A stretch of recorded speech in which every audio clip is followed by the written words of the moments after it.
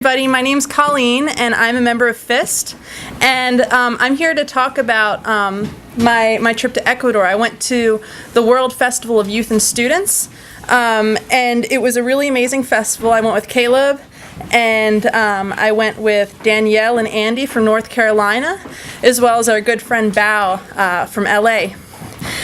In the festival there was about 15,000 people from 80 different countries. It was in Quito, Ecuador. And sure, go ahead. Just getting the PowerPoint queued up. Do you need the top one there, www. It's connecting. Okay. Well, while he's doing that, I'm just gonna say a few things. It was really interesting going there because I was thinking I'm going to this huge festival against capitalism and imperialism, for socialism and communism, against oppression, and I'm coming here from the United States, which is like the king of all those things. And I was kind of nervous because I was thinking, what if I was from one of these oppressed countries and some people from the U.S. showed up? Like, what would I think? What are you doing here? And but it was really, really amazing because people were so kind and they embraced us so much. And it was really actually emotional knowing that these folks had been, their families and their countries have been so exploited. They had family members who were killed by my country, and yet they knew that we were there for a different reason, and that we were there, in support of them, and they were there also in support of us and the rest of the world. So it was really, really an incredible experience. Oh, good. Is it up? This is it, right? Yep, that's it. Yeah, so I made a PowerPoint to prepare for it. The biggest thing I really want to convey is that I sort of learned about our role as communists in the United States in the global scheme of things and what our place is. And sometimes we can feel kind of isolated because there's not a whole ton of us in this room, but the work that we do is really, really important.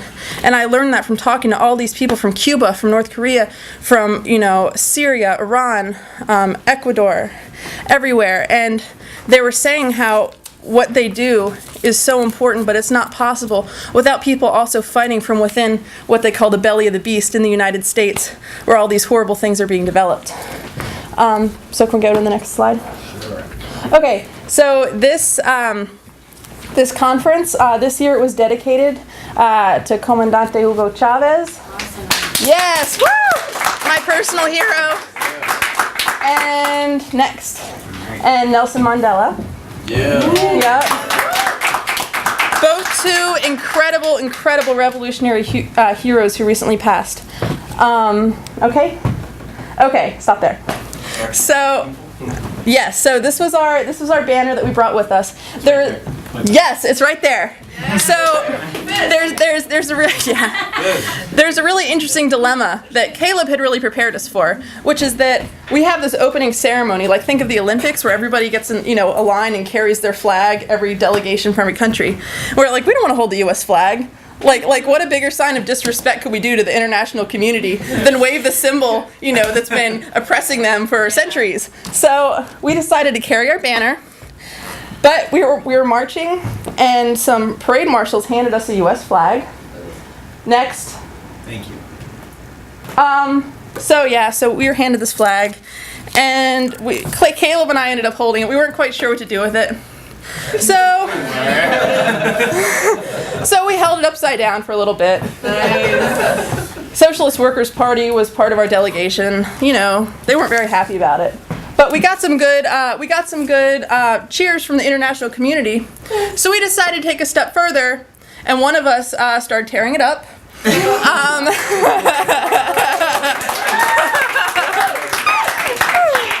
So Caleb and I started ripping this thing to shreds. Here's sort of what was left of it at one point. I actually still have a piece of it hanging over one of my doorways in my apartment.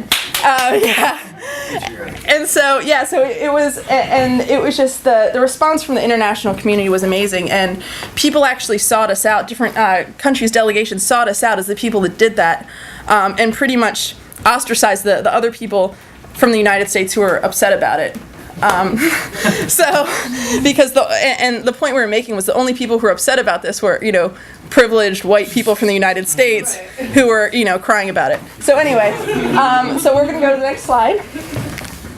Okay, so look what I got there, right, Caleb? So this Red Youth, what's the name of the party? The Communist Party of Great Britain, Marxist-Leninists. Yes, that. Communist Party of Great Britain, Marxist-Leninists. They actually put a article up on their website, and this was the headline: FIST delegation tears up stars and stripes in show of opposition to U.S. imperialism. Yeah. And this is a picture that we have with those folks that was on their website. Y'all was just so popular if people want to take a picture. Yeah.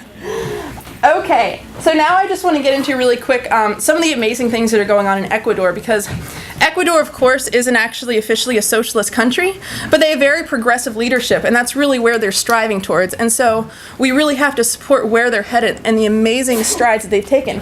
So this is just an example of that. They have a free martial arts program for all the young people in the country. Nice. Really amazing, right? So they can defend themselves and find positive things to do with themselves. So now we have the amazing Bao and Danielle, who are actually doing it with them and learning from these young people. Bao got beat up pretty good, but it went really well. So it's the next one? Okay, next. Okay, so this is another amazing development from the Bolivarian Revolution in Ecuador. They have free dental care for everyone. And so they were showing us, what they had in their country. So they had a booth at the festival for anyone who was at the festival for free dental care. Like get your cavities fixed, get a few x-rays, So it was really awesome. Next.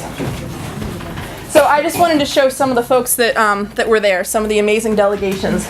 We had Southwest Africa People's Organization from Namibia. Ooh. Oh, another thing.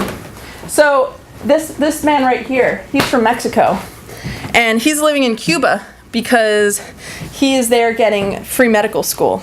And that's another amazing thing about socialism in Cuba that we learned, was that everybody in Cuba, including people who aren't in Cuba, has access to free education. And so that was something that he was taking advantage of. Next. I'm sorry, the color's off on the computer. It's okay. It looks kind of cool, right? Actually, I've been thinking that you did it on purpose. Yeah, I thought that too. Yeah, I wish you hadn't said something. So this was a picture of Caleb interviewing Irma Gonzalez. She's a daughter of one of the men in the Cuban Five. And she was an amazing, amazing person, and she was explaining some of the stuff that she was doing and the ways in which we could be in solidarity with them. Okay, and we have Sri Lanka. Bao spent a good amount of time with them. Who's Bao? Bao is the person from Los Angeles who was in our delegation. Vietnamese woman. Yep. Person. So we were meeting with Syria, and that's another interesting thing. SWP, who I mentioned, was very upset that we ripped up our precious, beautiful flag. And yeah, it was a big problem for them. Well, so then they came up to us and they tried to intimidate us and try to prevent us from meeting with the Syrian delegation. And so, but we did it anyway, and it was actually a really good meeting. Yes.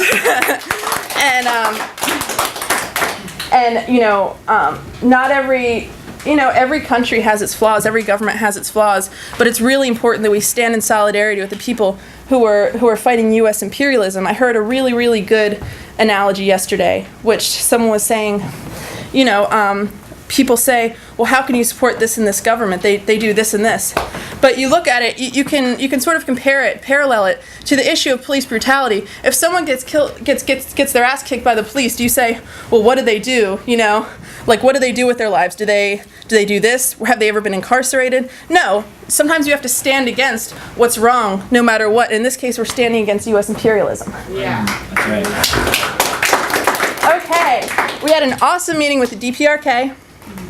Let's see. Yep, Danielle and Caleb and I and Andy, and it was a really, really good meeting. We were asking them what we could do to support their struggle against imperialism.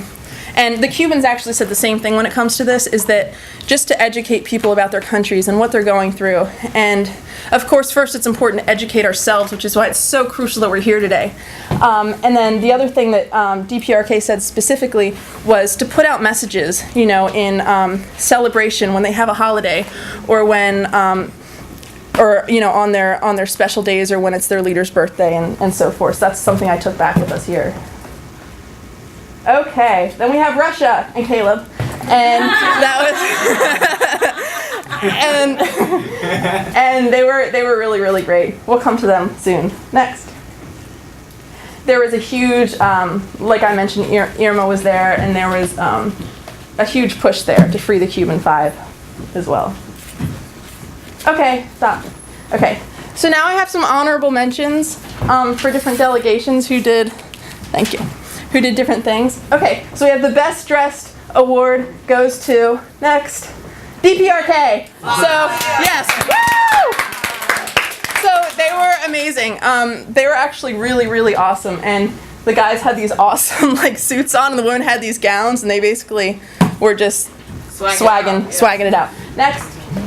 Okay, so you think you can dance award goes to Syria. They were the most amazing dancers. They'd have these dance parties, and everybody would just come up and they'd teach us to dance, Syrian style, and it was amazing. There's another picture of someone dancing there too. Pretty sweet. Yep. Okay. Most enthusiastic revolutionary nationalism goes to Cuba. They were incredible. In that festival, everybody had so much energy, but I've never seen people who love their country as much as the Cubans did, which is amazing growing up and having everyone tell me how much they're suffering and how oppressed they are, and then seeing it with my own eyes, what a load of crap that is, and how enthusiastic and how proud they are of the steps they've made in their own country. It was just so inspiring. Okay, most willing to share their vodka award goes to Russia! Yeah, I don't have to explain that one. Next. Okay, most multi-talented delegation award goes to DPRK. They won twice because they were just amazing. They had these amazing programs in the DPRK where all the young people learn different arts and different talents. So this woman did this amazing dance with these drums. There's another woman, I think Caleb you saw, who was shredding on was it a mandolin? Something like that, Yeah, she was shredding like a rock star. It was the most amazing thing I'd ever seen. And they also had these amazing like opera singers who were there. They stole the whole show. So best dressed and most talented. So they had it going on. That's the last one, right? Yep. All right. Yeah. So I hope you enjoyed the slideshow. I think. That was really cool. I'm glad you liked it. I enjoyed making it. I had a lot of nostalgia looking back at all those pictures. I missed it a lot. Oh wow. Okay, got a message from Andy. So I guess what I really want to stress is that it's not so much my analysis of what went on there that's most important. What I really want people to understand is what the people had to say, who spoke to me. And basically what they want is they just want to be free from oppression. They want the United States to stop destroying their countries and destroying their families. They don't, it's not like they want to go to war with us or anything like that. They just want us to leave them the hell alone. And for the working people here to work alongside with them to overthrow the system that's oppressing all of us throughout the entire world. Because they, and some of the Cubans told me, they said, your liberation in the United States, your movement is completely tied, to ours. And that really touched me. And then I also just want to end with one thing. There's a question I get asked a lot, especially by my family. Like, they'd get all, irritated by the work that I do, and they'd say, well, if you don't like it here, why don't you go move to Cuba or North Korea? And sometimes I really thought about it because, but I think it was Caleb I talked to last night, and Caleb was telling how he'd been asked the same question, and what he would say is, well, they have plenty of awesome communists in Cuba and North Korea. What we really need is people here working to make a better world here, so that the people in Cuba, North Korea, and everywhere else in the world can live in peace. So that's it.